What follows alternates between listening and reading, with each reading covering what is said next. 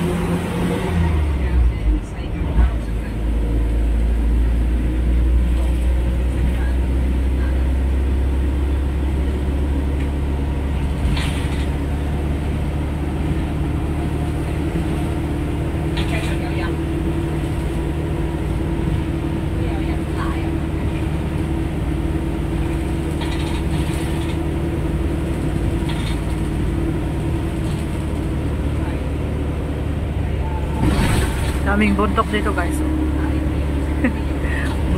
Dito yung bundok. Nandito lahat yung mga bundok sa Shatin, sa Hong Kong. Gilid-gilid. Bundok yan. Ayan guys, bundok yan. Ayan na, papunta. Paakyat. Paakyat na sa bundok guys.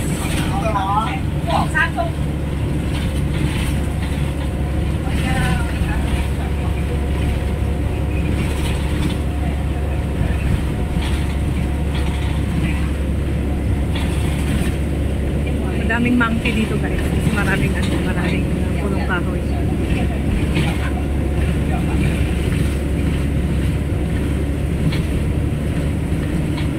Daming monkey. Monkey everywhere. Ang init. Ang init dito sa may banda dito sa akin.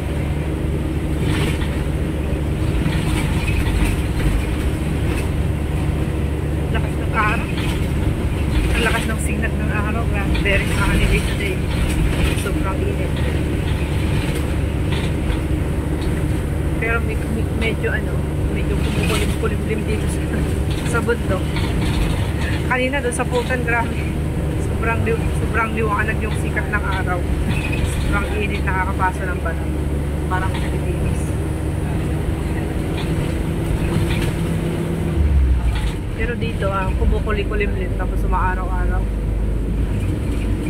On and off.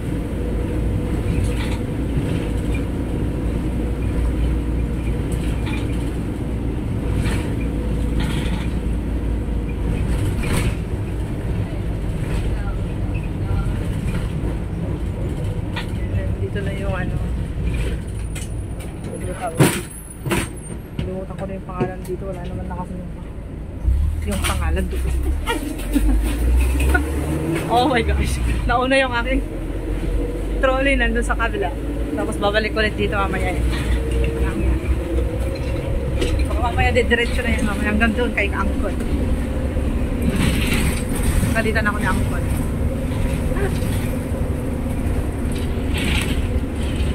Naakyat na kami ng bundok. Ayan. Guys.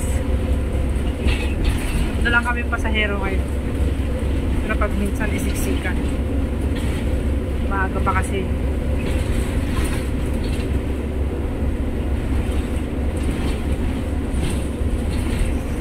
Diba kami lang tayo.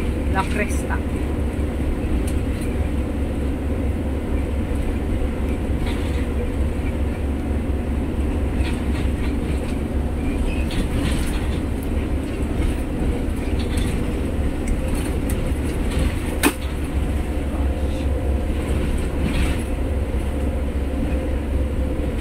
Likot naman ng minibus ni Angko.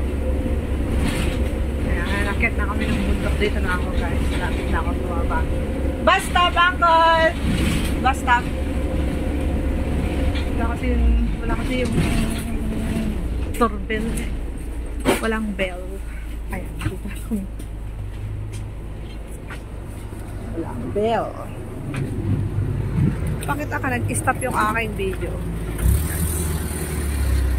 So, ayan na yung bus na sinakyan mo guys. Bye! Papasok ako dyan. Dyan yung bahay ni Madam. Ayan, yung malaking building na yan hanggang dun. Papasok ako dyan. Ang bahay namin dyan ay House 11. Okay. Wow, grabe guys. Yun yung bundok oh. Hanggang dun ang mga bahay. So marami ding bahay dito sa bundok, diba?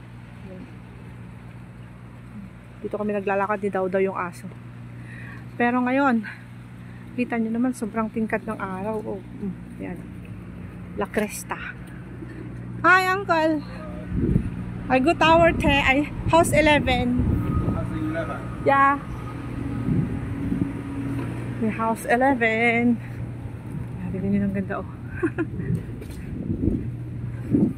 So patayin ko na guys kasi pababa may stairs ako dito. May stairs dito na 5. 6, 7 ba yan? Eh may dala-dala akong trolley. Diyan. So bye. Thank you for watching. Salamat po sa panonood sa aking video. Have a nice day.